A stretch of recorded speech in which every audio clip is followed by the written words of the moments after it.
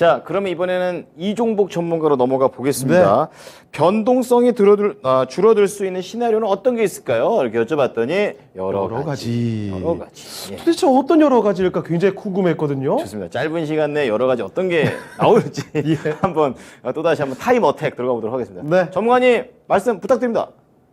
예, 제가 여러분들한테 오늘 말씀드릴 것은 사실 어떻게 보면은 10월 달 첫째 주 포함해서 10월 달 전망이 들어가면서 뭐 연말까지도 갈 수 있는 이런 전망적인 측면을 변동성이 줄어드는 어떤 이걸로 이제 여러분들한테 풀어드리려고 하는 거예요. 제가 토마토에서 15년 뭐 이런 얘기 진짜 많이 해드렸는데 변동성이 줄어들 수 있는 것을 판단해내는 것은 여러 가지가 있습니다.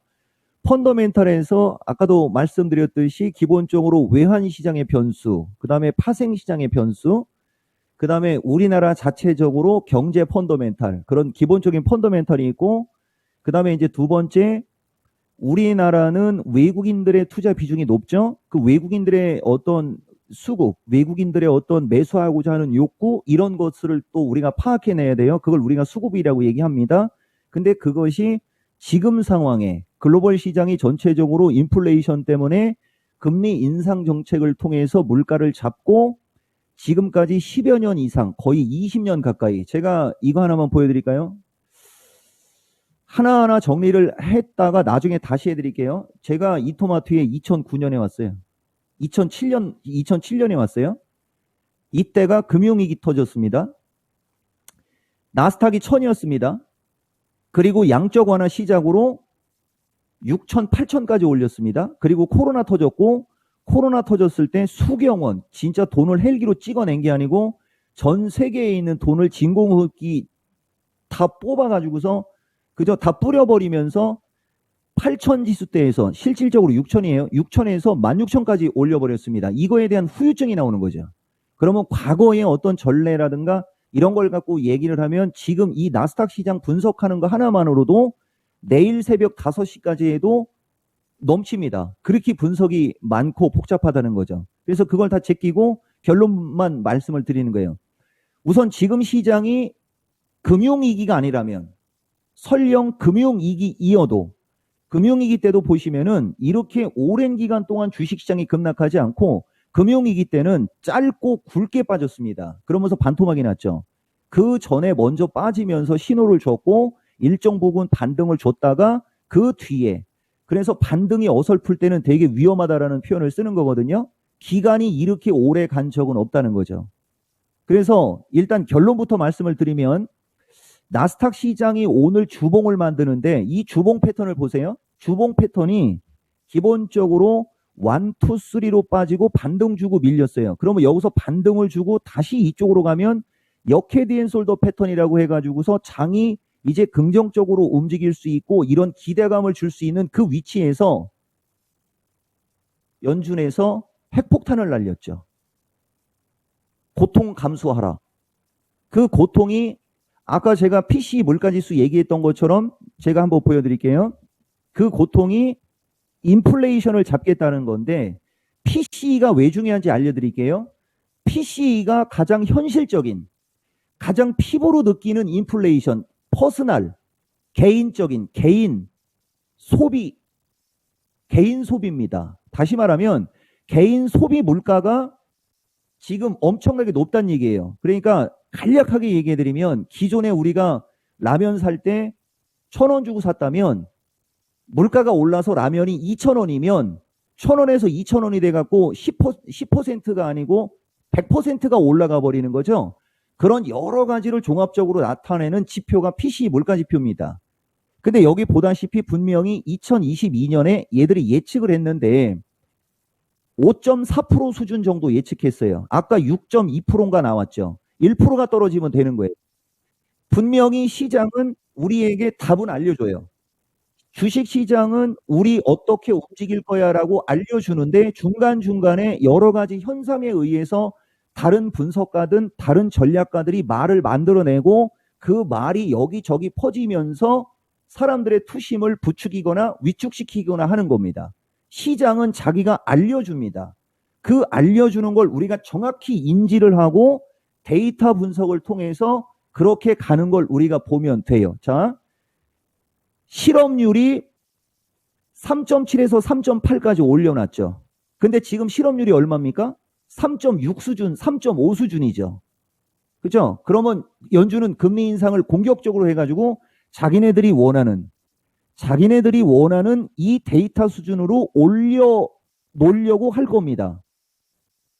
그게 얼마였었냐면, 이게 왔다 갔다 하니까 좀 어려운데, 실업률 3.8%의 장기 실업률이 4.0%입니다. 그리고 금리 중앙값이 4.6%죠. 이건 2023년도입니다. 불러든지 누군지 그 사람은 허구한 날 4.5%를 얘기하거든요. 지금 이번에 11월 달에 금리 인상 0.75를 하면 375에서 400이에요. 그리고 12월 달에 연준이 또 있죠. 자, 연준이 어디에 있냐면 11월 1, 2일에 있고 12월 13, 14일에 있습니다.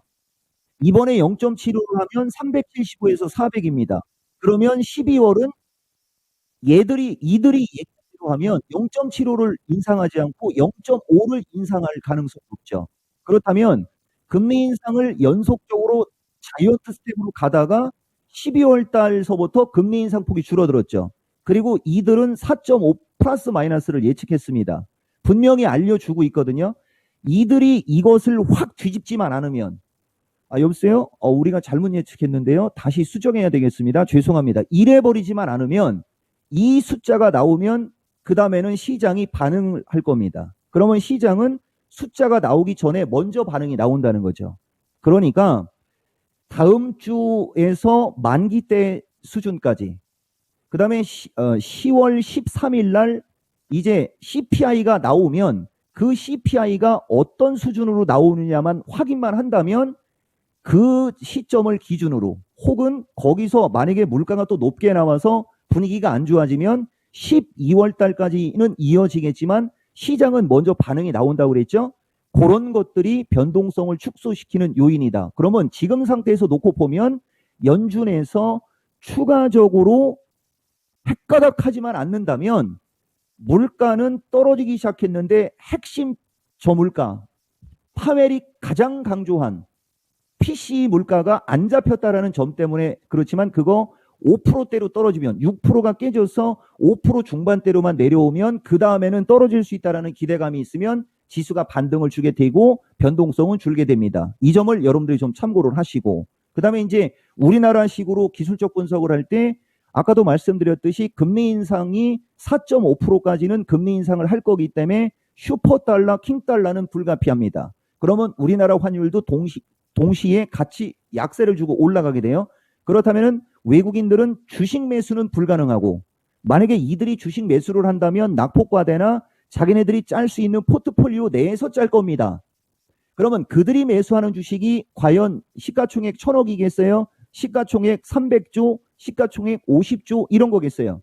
시가총액 30조, 50조 혹은 삼성전자 300조짜리를 살 겁니다. 그렇다면 답은 나오는 거죠.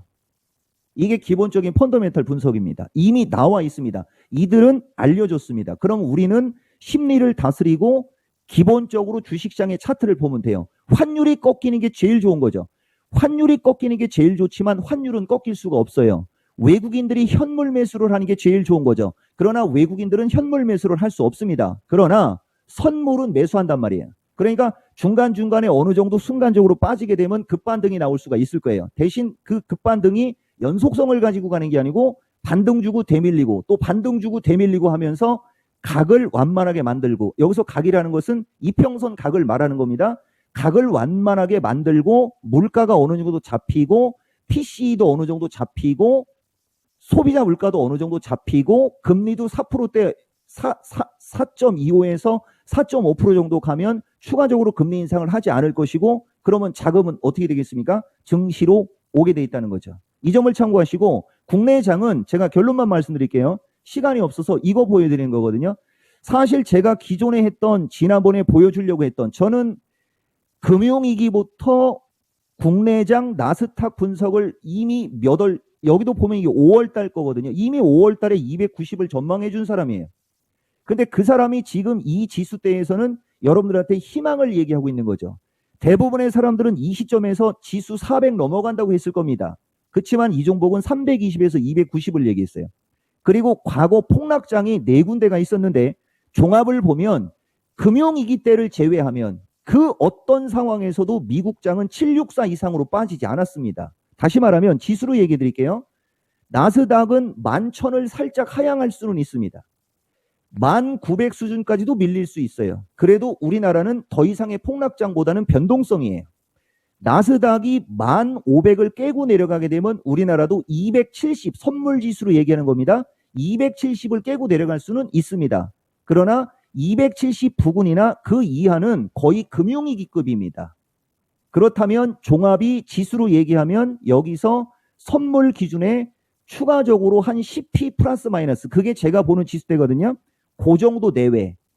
환율은 기대할 수가 없고 CPI라든가 물가 정도 체크하시고 나스닥 최악의 지수대, 국내장 기본적인 최악의 지수대, 그건 최악의 지수대.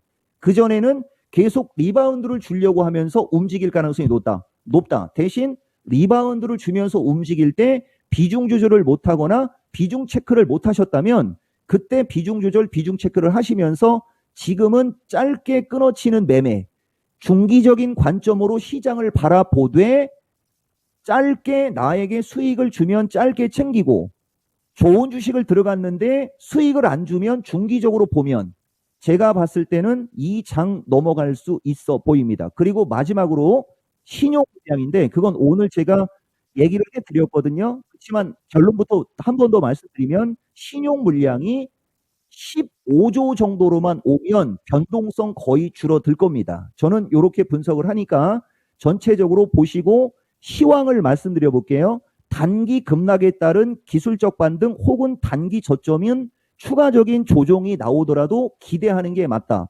그러나 단기 저점이 나온 상태에서 어느 정도 반등을 주면 다시 한번 되밀릴 수 있고 그 되밀리는 시점에서 여러분들이 잘하셔야 된다. 그리고 되밀린 다음에 22평선을 돌려서 가느냐 아니면 한 번 더 빠져서 270을 깨고 내려가느냐의 장은 2주 뒤 정도 CPI 정도대로 타이밍을 잡으시면 무리가 없을 것 같다. 이 말씀 드리고 싶습니다.